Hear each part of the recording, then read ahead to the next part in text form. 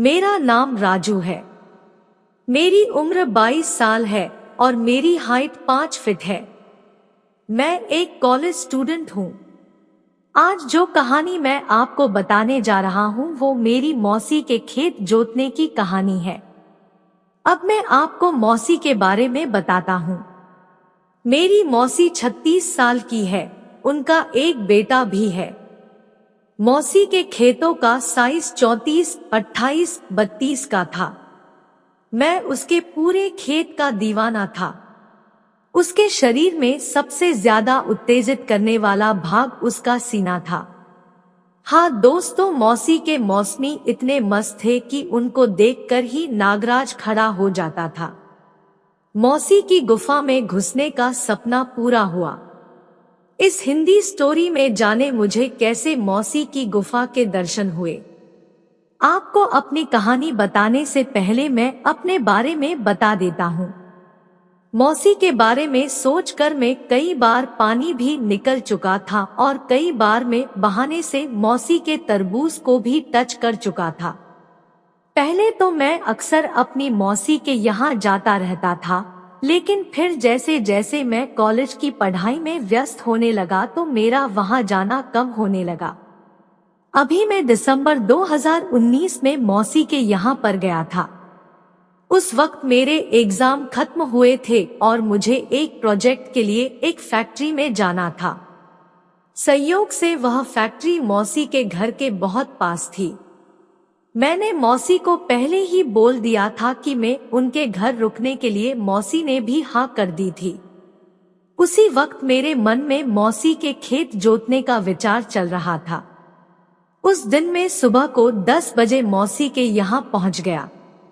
जब भी मैं मौसी के घर जाता था तो उसके तरबूज को बहाने से टच कर देता था। वो कुछ नहीं बोलती थी, मगर इससे आगे बढ़ने की हिम्मत मेरी अब तक नहीं हुई थी।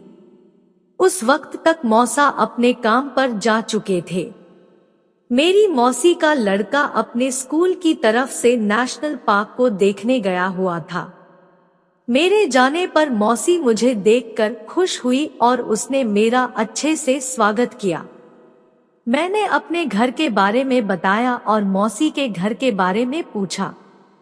हमें बैठे हुए 2 घंटे हो गए। इस बीच बहुत सारी बातें हुई और मैं और मौसी उसी संबंध को महसूस करने लगे जो कुछ वक्त पहले मेरे और मौसी के बीच में था, जब हम एक दूसरे के साथ खूब मस्ती मजाक करते थे। उसके बाद मौसी किचन में खाना बनाने के लिए चली गई। कुछ देर तो मैं टीवी देखता रहा और फिर मैं भी किचन में चला गया। फिर वो मेरे लिए कुछ खाने के लिए लाने गई और मैं टीवी देखने लगा। फिर वो मेरे लिए नाश्ता लेकर आई।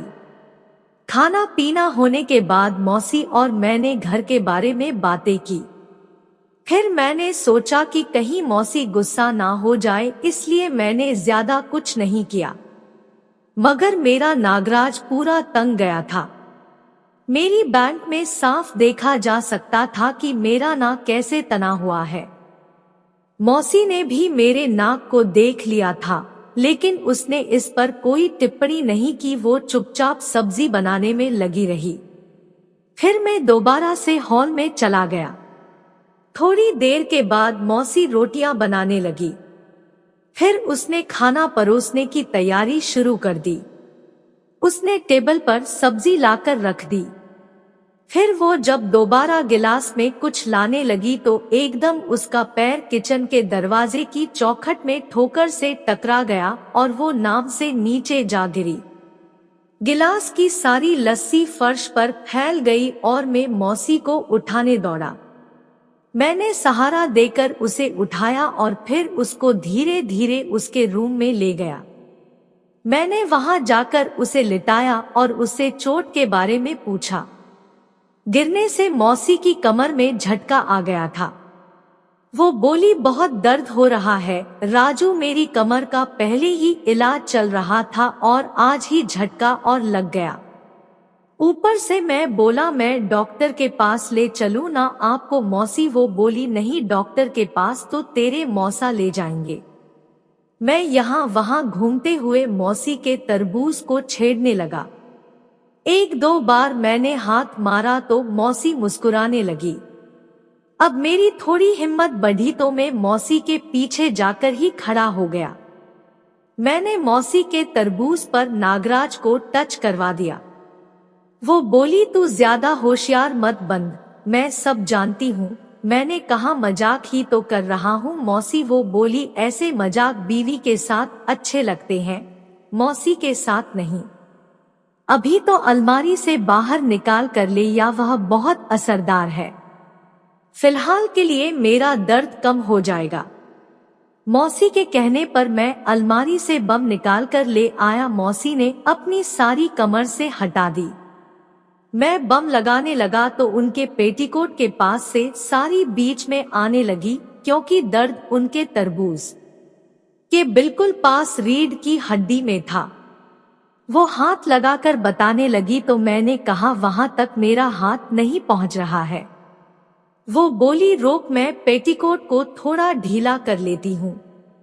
मौसी उठी और उसने अपनी साड़ी को खोलकर पेटीकोट से बिल्कुल अलग कर दिया। फिर उसने अपने पेटीकोट का रस्सा खोला और उसको हल्का सा नीचे सरका लिया।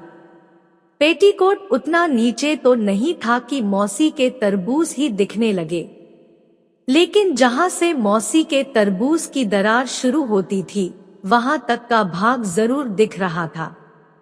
वो बाईं करवट लेकर लेटी हुई थी और मैं उसके पीछे बैठा हुआ उसकी कमर पर बम लगाने लगा। अब मेरे हाथ मौसी के तरबूज के ऊपर वाले भाग को भी छू करा रहे थे।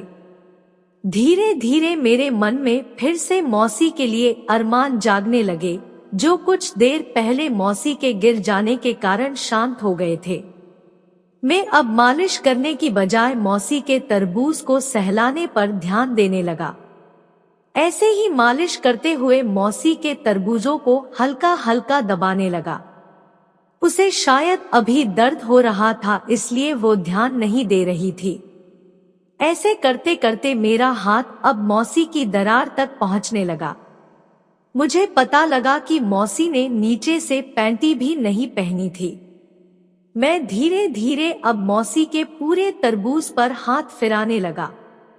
मेरा नाक खड़ा हो गया था और अब मन कर रहा था कि मैं मौसी की दरार में भी हाथ से सहलाऊं।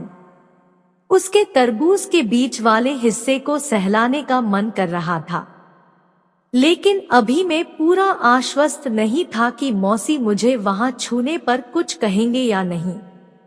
पहले मुझे दर्द की वजह से आवाज निकाल रही थी, लेकिन अब उसकी आवाजें बंद हो गई थी। शायद हमने अपना असर दिखाना शुरू कर दिया था। मैं अब मौसी की कमर से लेकर उनके पूरे नीचे तक की मालिश कर रहा था। पेटीकोट का रस्सा खुला ही हुआ था और अब पेटीकोट आगे की तरफ से भी नीचे सड़क गया था, यानी कि मौसी की गुफा अब लगभग उजागर होने की कगार पर थी। मेरा हाथ आगे गुफा की ओर बढ़ना चाह रहा था, लेकिन उससे पहले ही मौसी ने अपने ऊपर का हुड खोलने के लिए कहा। वो थोड़ी सी मालिश मेरे हुक खोलकर कंधे पर भी कर दें। मेरे कंधे पर भी थोड़ी लग गई थी।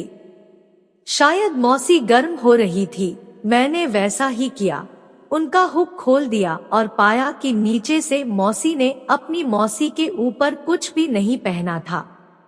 तब मैं मौसी की पीठ से लेकर नीचे कमर की मालिश करते हुए उसके तरबूज की दरार तक अपनी उंगलियां चलाने लगा। बीच बीच में मेरे हाथ मौसी की गुफा की ओर भी बढ़ जाते थे, लेकिन गुफा गहराई में थी, इसलिए वहां छोड़ना संभव नहीं हो पा रहा था। मौसी अब धीरे धीरे आए भरने लगी थी। उसकी सांसें काफी गहरी हो गई थी। मैं उसकी पीठ की मालिश करते हुए उसकी मौसमों तक हाथ पहुंचाने की कोशिश में लगा था। अब मौसी कुछ बोल नहीं रही थी, बस गर्म गर्म आहें भर रही थी। जब उसे रोका न गया तो वो मेरी तरफ पलटकर सीधी हो गई तो उसके सीने का कपड़ा सरक गया और मौसी की मोटी मोटी मौसमियां मेरी आंखों के सामने आ गई। मैं एकदम हैरान रह गया। मुझे उम्मीद नहीं थी कि मौसी अपनी मौसमी या ऐसे मेरे सामने दिखा देंगी। मैंने नजर फेर ली और बोला, सॉरी मौसी। वो बोली, सॉरी की क्या बात है? इतनी देर से तू परेशान हो रहा था, तब आराम से जहां चाहे मालिश कर ले। मैं बोला, नहीं सॉरी मौसी, आप गुस्सा हो जाओगी। जब उसने देखा कि मैं डर रहा हूँ तो उसने खुद ही मेरे हाथ पकड़कर अपनी मौसमी पर रखवा दिए और बोली, अब आराम से कर ले मालिश, मुझे अच्छा लग रहा है। मैंने मौसी के चेहरे को देखा तो वह मुस्कुरा रही थी।